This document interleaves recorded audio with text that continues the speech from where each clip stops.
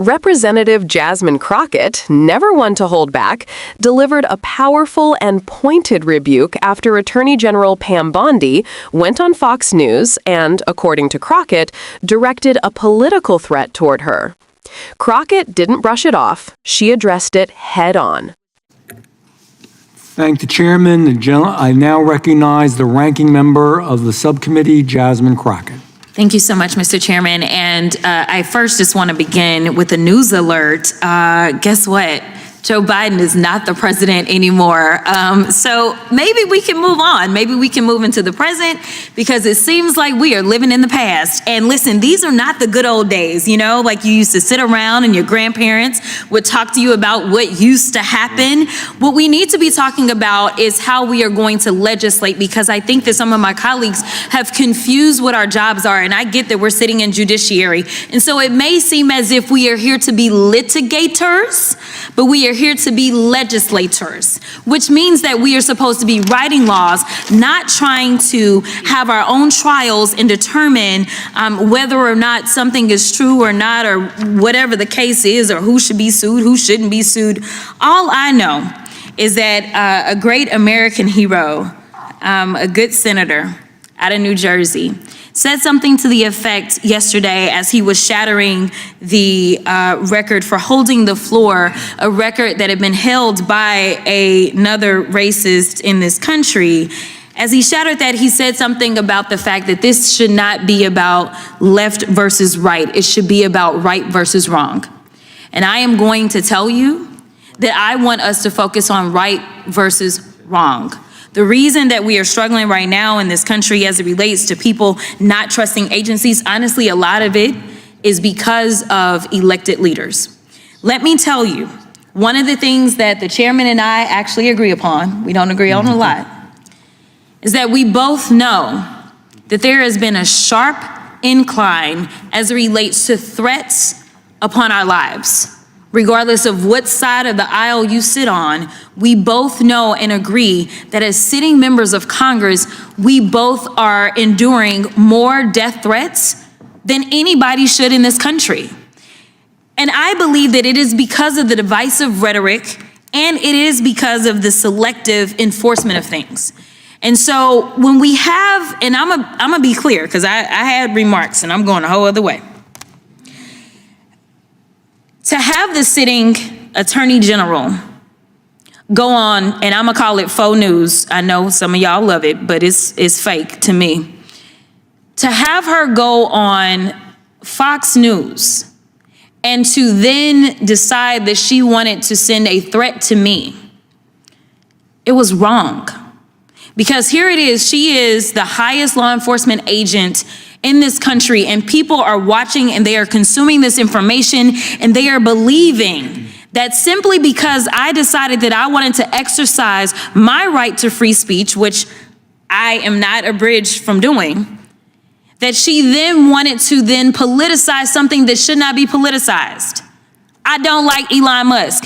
I'm gonna say it 50,000 times. I don't like him. I don't like that he going out there and he firing people. I think that he's a crook, because somehow the rest of us can't sit around and get whatever federal contracts we want. The rest of us can't sit around and get law enforcement and get them somehow ordained as federal law enforcement to protect him. The rest of us can't get our dealerships protected by the federal government. That is somebody that is operating above the law.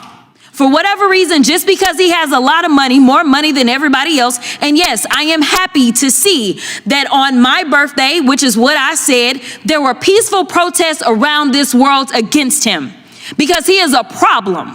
And so you never should have somebody that is sitting that high and is going to sit up here and threaten a sitting member of Congress when she knew good and well, if she watched the entire thing, that I specifically told protesters to make sure you consult with lawyers, just like I've told protesters over and over and over in the history of me advising people to go out and exercise their constitutional right.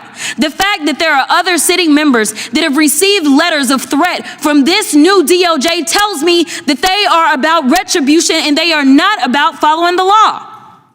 The reason that our party, or I won't even say our party, our country is torn apart is because we can't even agree on right versus wrong.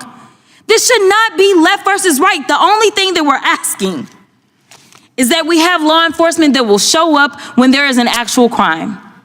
If somebody calls and says, hey, I need you to investigate this cyber crime, or I need you to investigate this child pornography, or I need you to investigate this robbery, then we want somebody to show up, and we don't want them to look at us and act as if just because I'm black or because I'm woman that I am not worthy of having that case investigated, because we have an administration that is continuously railing against diversity, equity, and inclusion, or we don't need people that show up that feel like diversity should not be valued. That is why we should have somebody that may show up and looks like me. The final thing that I'll say, because you've been gracious, is this.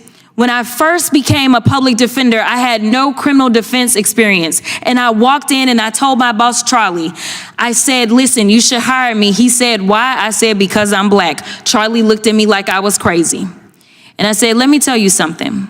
When I walk in, I'm going to walk in with a level of rapport and understanding that maybe some of my other colleagues will not. Charlie offered me my job, and I worked my butt off, and I worked really, really hard for all of my clients, not just those that look like me, and that is what it looks like to serve. Thank you. Crockett didn't brush it off. She addressed it head on. She began by grounding the room in reality. She reminded her Republican colleagues, many of whom still frame every argument around Joe Biden, that Biden is not the president anymore. Her message was simple. Stop fighting yesterday's battles. Congress cannot legislate for the present while obsessing over the past. Crockett essentially asked them to return to the actual work of governing, writing laws, not conducting political theater disguised as legal cross-examinations. And she wasn't wrong. Judiciary hearings have increasingly turned into stages for partisan grievances rather than spaces for real policymaking. Crockett's frustration reflects what many Americans feel.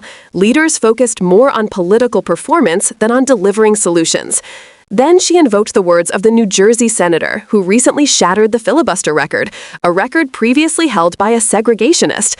His message still echoed in the chamber. This isn't about left versus right, but right versus wrong. Crockett used that moment to challenge both sides to step out of tribalism and into responsibility. But the most striking part came when she addressed threats against members of Congress.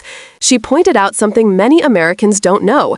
Both she and the chairman, despite being on opposite sides of the aisle, have seen a surge in death threats.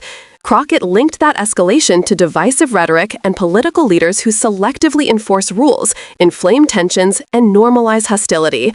That brings us to Attorney General Pam Bondi. Crockett didn't mince words. She called Fox News faux news and condemned Bondi for using her platform, the highest law enforcement office in the country, to target an elected member of Congress over protected speech. That matters. When the Attorney General sends signals that dissenters can be punished, it chills free expression and emboldens people who already view political violence as acceptable. Crockett also explained, plainly, why she criticized Elon Musk. She argues Musk operates above the law, benefiting from federal protections and contracts unavailable to ordinary people, while cutting jobs, undermining labor, and leveraging wealth to avoid accountability. She reminded viewers that she never encouraged illegal action. In fact, she told protesters to consult lawyers before demonstrating. Yet Bondi, she says, cherry-picked her words to manufacture outrage. And then Crockett broadened the lens. She warned that the new DOJ under Bondi seems more interested in retribution than justice, sending threat letters to sitting members of Congress while simultaneously railing against diversity, equity, and inclusion. She described the danger of a justice system where law enforcement might treat victims differently because of their identity. It's a warning rooted in her own experience as a public defender, where she learned firsthand how representation shapes trust and fairness in the legal system. She closed with a story from the start of her career, one that crystallized her entire message. When applying for her very first job as a public defender, she told her future boss to hire her because she was Black, not because she needed a handout, but because she understood her clients in ways others couldn't. She earned that job. She excelled in it. And that, she said, is what true public service looks like. Crockett's message today wasn't just a clapback. It was a warning about threats to democratic norms, a call to restore seriousness to Congress, and a reminder that representation in law, in government, in justice matters. And at a deeper level, it was a moment that revealed the stakes of this political era, whether America chooses governments grounded in reality or rhetoric designed to divide. If you want more breakdowns like this, real context, real analysis, and none of the noise, make sure you follow the Democratic Ledger. We're here to make sense of the chaos.